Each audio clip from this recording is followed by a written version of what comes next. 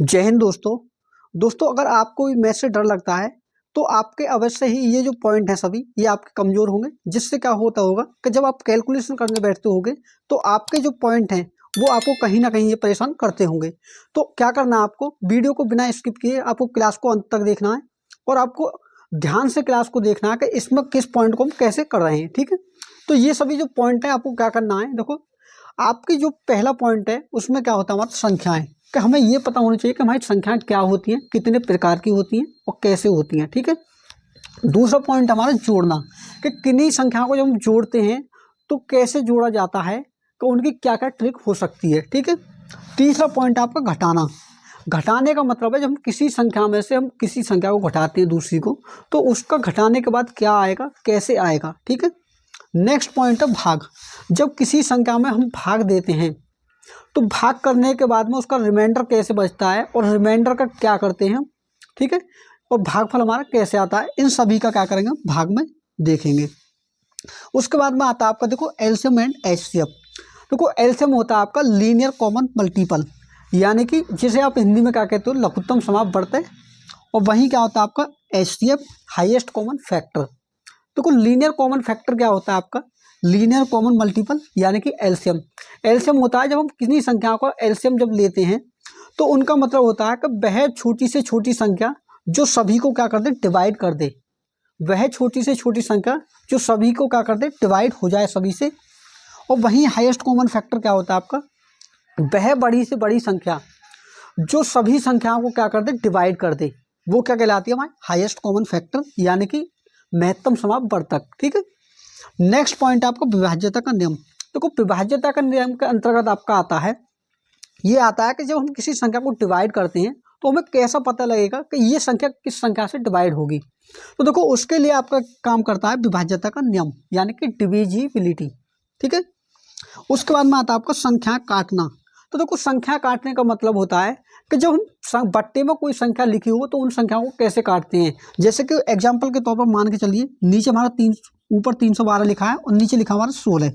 तो इन संख्याओं को आप कैसे काटोगे, इसका इसके लिए आपको क्या करना है, संख्याओं को काटना देखना होगा कैसे हम काटते हैं। ठीक है, नेक्स्ट पॉइंट आता है हमारा गणितीय चिन्ह। देखो गणितीय चिन्हों का मतलब होता है, मान के चलिए जब हम माइनस की संख्या में कोई प्लस की संख्या जोड़ते हैं तो वहां हमारा माइनस कैसे काम करेगा और प्लस कैसे काम करेगा, या फिर किसी माइनस की संख्या का हम प्लस की संख्या में गुना करते हैं तो हमारे चिन्हों का क्या होगा, चिन्हों पर क्या फर्क पड़ेगा। ठीक है, ये हो गया गणितीय चिन्ह में। नेक्स्ट पॉइंट क्या है आपका, वो है देखो बोडोमास का नियम। देखो बोडोमास का जो नियम है आपका ये एक ऐसा नियम है, चाहे आप किसी भी क्लास में हो या किसी भी कॉम्पिटेटिव एग्जाम की तैयारी आगे जाके करो, तो ये जो बोडोमास का नियम है ये आपका हर जगह काम आएगा। ठीक है, हर जगह काम आएगा बोडोमास का नियम। नेक्स्ट पॉइंट आता है आपका भिन्न। भिन्न में आपका क्या आता है, भिन्न में आते हैं कि भिन्न की जो संख्या है यानी कि बट्टे की जो संख्या है उन्हें कैसे जोड़ा जाता है, कैसे घटाया जाता है और कैसे उनका गुना किया जाता है। ठीक है, और कैसे उनका भाग किया जाता है। तो सभी किसके अंदर आती है, भिन्न के अंदर आती है, जिनमें हम क्या देखते हैं कि भिन्न के गुणा भाग जोड़। ठीक है, और देखो उसके बाद में आता है बीजगणित। देखो बीजगणित जो है ये आपका बहुत ही इंपॉर्टेंट टॉपिक है, जिसमें क्या होता है कि जब कोई अचर राशि हमें दी होती है, जो चर राशि दी होती है उनके योग का होल स्क्वायर करती हैं, तो कैसे वैल्यू अपना मान लाती हैं और कैसे उनका वैल्यू की पुटिंग हम करते हैं। ठीक है, ये होता है हमारा बीजगणित में।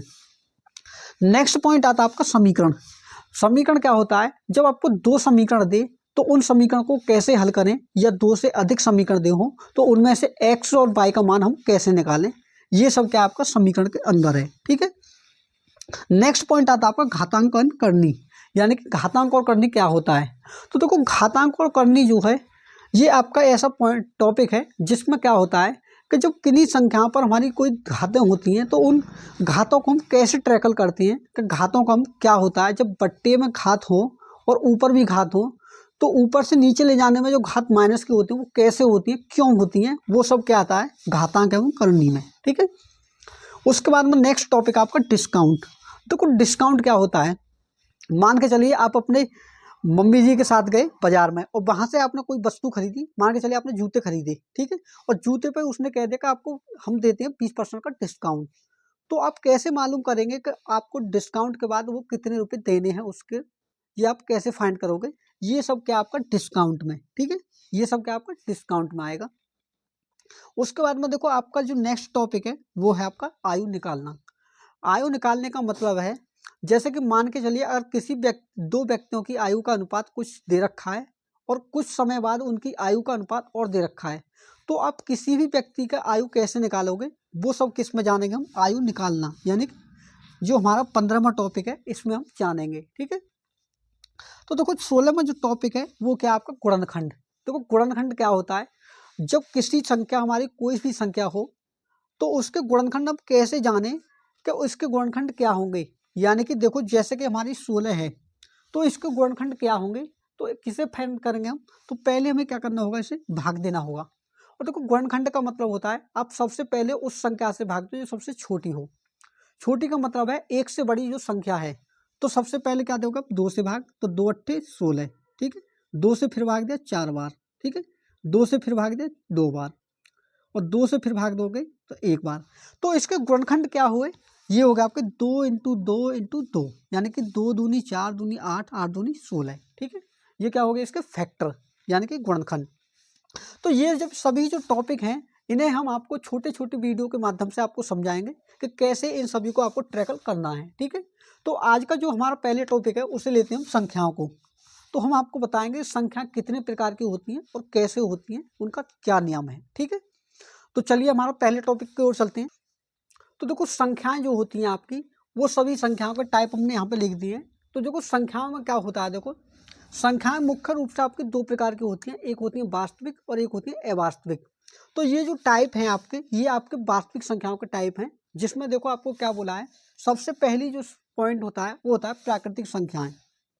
देखो प्राकृतिक संख्याएं वो होती हैं जिन्हें आप गिन सको। जैसे कि आप किसी बाग में जाइए, वहाँ जितने पेड़ खड़े हैं आप उन्हें गिनते जाइए, तो जिनकी गिनती आप कर सको वो क्या होती है, प्राकृतिक संख्याएं।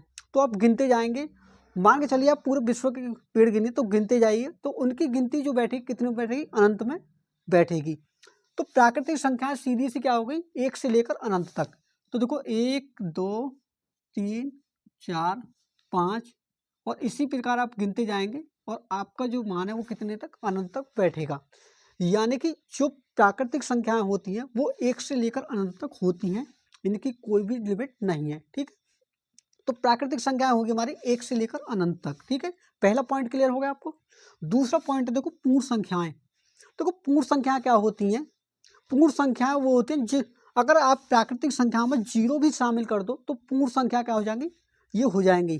कहने का मतलब देखो प्राकृतिक संख्याओं में किसकी कमी है आपकी, सिर्फ 0 की। अगर इसमें 0 भी मिलाते हैं तो ये भी क्या हो जाएंगे, पूर्ण संख्या, क्योंकि 0 इसमें शामिल नहीं है। तो यहाँ पर क्या होगा, पूर्ण संख्या जो होंगे आपके 0 से लेकर 1 2 3 4 5 और इसी प्रकार डॉट डॉट यानी कि अनंत तक होंगी। यानी कि हमारी जो पूर्ण संख्याएं हैं वो 0 से लेकर अनंत तक होती हैं, ठीक है। ये आपको प्रॉपर क्लियर हुआ। नेक्स्ट पॉइंट क्या बोला है आपका, इसमें बोला है कि पूर्णांक संख्याएं। तो देखो पूर्णांक संख्याएं आपको एक कमी और नजर आ रही होगी कि इन सभी में देखो यहाँ पर हमारी प्राकृतिक संख्याएं वो 1 से अनंत तक हैं, जो पूर्ण संख्या है उनमें 0 भी शामिल हो गई। लेकिन अब जो माइनस वाली संख्या है उनका क्या होगा, तो देखो माइनस वाली संख्या क्या होगा, वो हमारी पूर्णांक संख्या है उनमें शामिल होंगी। यानी कि पूर्णांक संख्या जो होंगी हमारी माइनस अनंत से लेकर, यानी कि जितना हम आगे जाएंगे उतना ही काटेंगे पीछे। यानी कि माइनस अनंत से लेकर जो हमारी संख्याएं होंगी, देखो जैसे -3 -2, ठीक है, -1 0, और यहाँ से 1 2 3 4 और इसी प्रकार डॉट डॉट ये कहाँ तक जाएगी, अनंत तक, ठीक है। यानी कि कहने का मतलब है हमारी जो पूर्णांक संख्या होती है वो माइनस अनंत से लेकर प्लस अनंत तक होती हैं, ठीक है। माइनस अनंत से लेकर कहाँ तक होती हैं, प्लस अनंत तक होती हैं, ठीक है। अब देखो आपका जो नेक्स्ट पॉइंट आता है जो संख्याओं का प्रकार है वो आपका भाज्य संख्याएं। टॉपिक का है भाज्य संख्याएं। तो देखो भाज्य संख्या क्या होती हैं, जिन संख्याओं के डिवाइजर जो है 2 से अधिक हो वो क्या कहलाती हैं, भाज्य संख्याएं। क्या कहलाती हैं, भाज्य संख्याएं। यानी कि देखो ऐसी संख्याएं जो खुद से भी डिवाइड हो, 1 से भी डिवाइड हो और एक तीसरी संख्या से भी डिवाइड हो, वो क्या कहलाती है हमारी भाज्य संख्याएं, ठीक है। जैसे कि मान के चलिए देखो पहली संख्या हमारी 4 है, ठीक है। 4 को आप 1 से भाग दीजिए, ये 4 से भी कटेगा।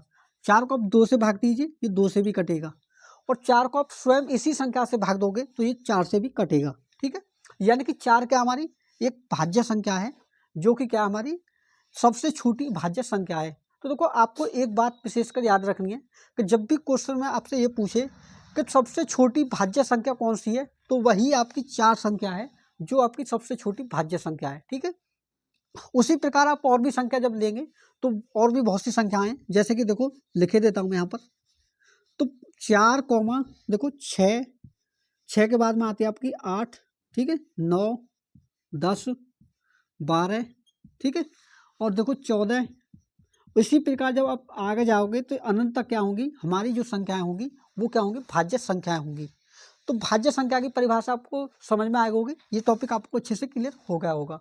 तो मैं आपको एक बार और बताऊं, जो भाज्य संख्याएं होती हैं वह संख्याएं होती हैं जिनके डिवाइडर यानी कि भाग देने वाले एक तो स्वयं संख्या वह हो जो स्वयं संख्या है, और एक हो, और एक तीसरी संख्या और हो जिससे वो डिवाइड हो। ठीक है, कहने का मतलब वह संख्या जिसके 2 से अधिक डिवाइजर हो वह संख्या क्या कहलाती है, भाज्य संख्या कहलाती है। ठीक है, अब देखो नेक्स्ट पॉइंट का आपका ये है आपका अभाज्य संख्याएं। अब अभाज्य संख्या क्या होती हैं, तो देखो अभाज्य संख्या वह संख्या होती है जिनके या तो डिवाइजर खुद वह संख्या हो या फिर एक हो, तो वो संख्या क्या कहलाती है हमारी अभाज्य संख्याएं। जैसे कि देखो आप 2 को ले लीजिए, तो जब 2 को ले तो 2 या तो स्वयं से कटता है या फिर 1 से। तो देखो 2 का डिवाइजर या तो 1 है या फिर 2 है। तो 2 क्या है हमारी एक सबसे छोटी अभाज्य संख्या है, जो अभाज्य होने के साथ साथ क्या है एक सम संख्या है। ठीक है, तो आपको इस बात को हमेशा याद रखना है कि 2 हमारी एक अभाज्य संख्या है जो क्या है हमारी सम होने के साथ साथ एक अभाज्य संख्या है।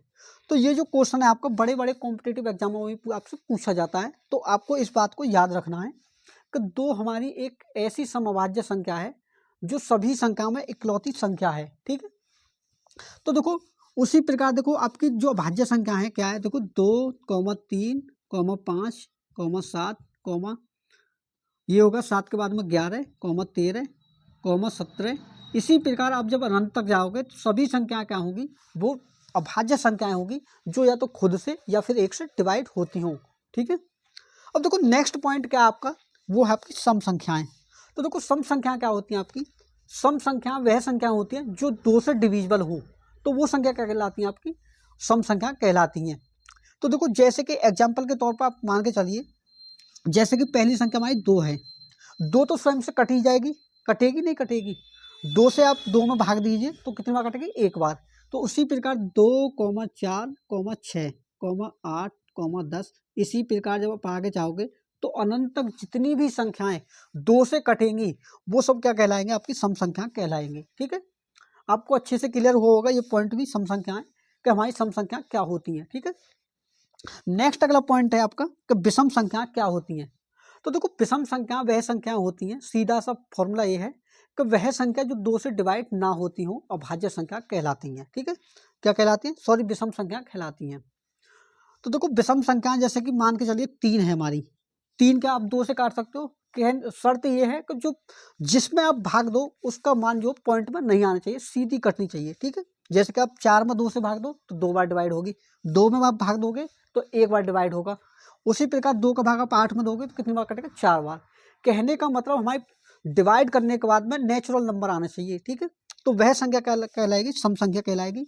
लेकिन जिसका मान 2 से डिवाइड करने पर पॉइंट में आए तो वह संख्या क्या कहलाएगी हमारी विषम संख्या कहलाएगी। ठीक है, तो देखो इसी प्रकार देखो 3, 5, 7 और देखो 7, 9, 11, 13 और 15। इसी प्रकार जब जैसे जैसे आप चले जाओगे तो अनंत तक जितनी भी संख्या हैं जो 2 से डिवाइड होने के बाद में पॉइंट देती हैं वो संख्या क्या कहलाती हैं आपकी विषम संख्या कहलाती हैं। तो आज के सेशन को फ्रेंड्स हम यहीं पर ऑफ करते हैं।